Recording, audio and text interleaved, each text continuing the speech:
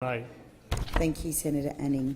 Chair, I rise on behalf of Cat Australia Party to speak on the amendment to Government Tobacco Plain Packaging Amendment Bill 2018. This amendment seeks to give tobacco manufacturers the right of veto over government efforts to impose plain packaging on their products.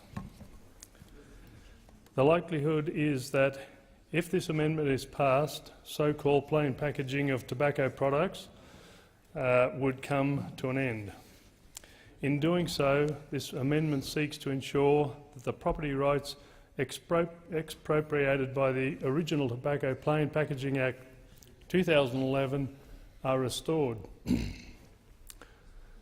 The original Tobacco Plain Packaging Act 2011, while masquerading as a bold public health initiative, was actually just a nasty bit of pure socialism, which simply displayed the total contempt that the former Gillard government had for private property.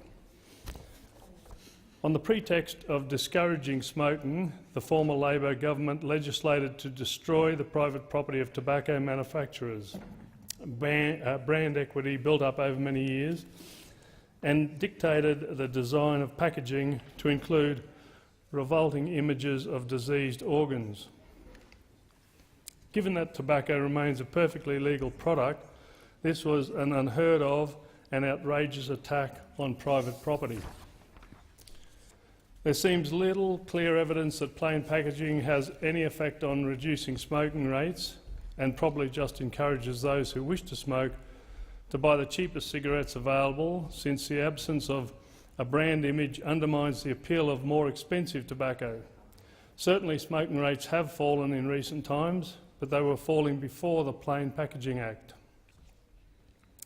And of course, if the government seriously wanted to reduce adverse effects of smoking instead of imposing plain packaging, they would legalise vaping, which studies have shown both encourages smokers to switch to a much healthier way of getting nicotine, but also serves as a very real aid to those who wish to quit altogether.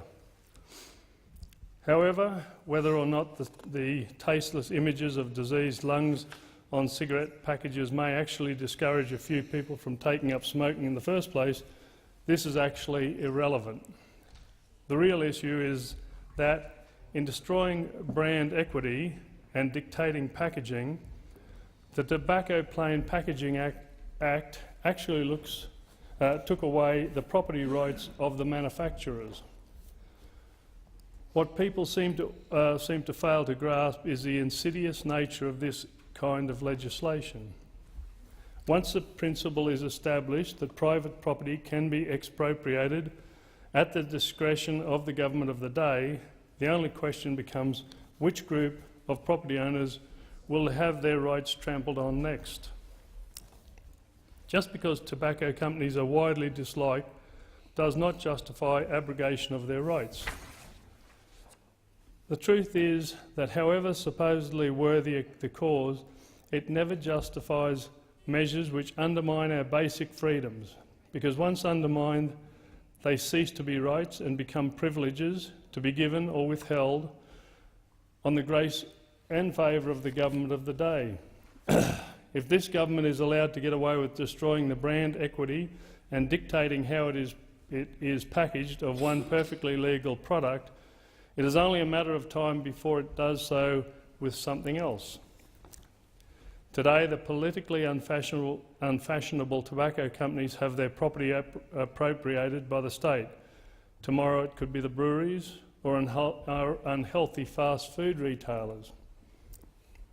How long will it be before some left-wing do-gooder decides that we need plain packaging for alcohol and we find nauseating images of diseased livers on every beer bottle? Or indeed, how long before every greasy hamburger is obliged to be covered in brown wrapping that graphically depicts fat, clogged arteries and heart attack warnings? So this is why I've moved my amendment to require the consent of tobacco companies for plain packaging. Because as long as it's a legal product, it should be up to the manufacturer how it is packaged.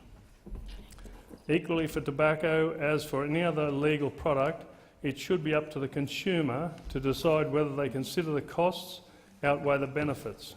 Caveat emptor. However, this amendment also serves to highlight this issue of what principles political parties stand for. It was one thing for the hard-left Gillard government to have attacked private property with ill-conceived legislation like the Tobacco Plain Packaging Act 2011, but it's quite another for Liberal National government to continue in the same vein. When the Coalition was elected in 2013, I had hoped that legislation hostile to private property rights, such as the Tobacco Plain Packaging Act, would be repealed. However, I'm sorry to say that this, like Section 18C of the Racial Discrimination Act and so many other laws brought in by Labor, remain on the statute books. Whether this represents a weakness of will or a lack of ideological commitment is a matter of speculation, but the question must be asked as to how any government can call itself liberal if it will not stand up for private property rights, free speech and reward for effort. You may think that smoking is a major health concern. You may even think that anything that may reduce the incidence of it must be a good thing. But what you cannot do is call yourself liberal if you do not defend the inalienable rights of private property, whoever that property may belong to. Just because many people don't like tobacco manufacturers should have no bearing on their rights, which should be the same as anyone else. And any public health initiative that undermines fundamental rights in society costs far more than it is worth.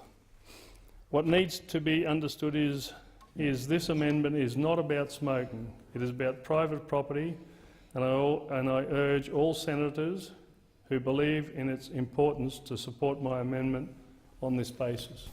Thank you. Thank you, Senator Anning. I'm going to move to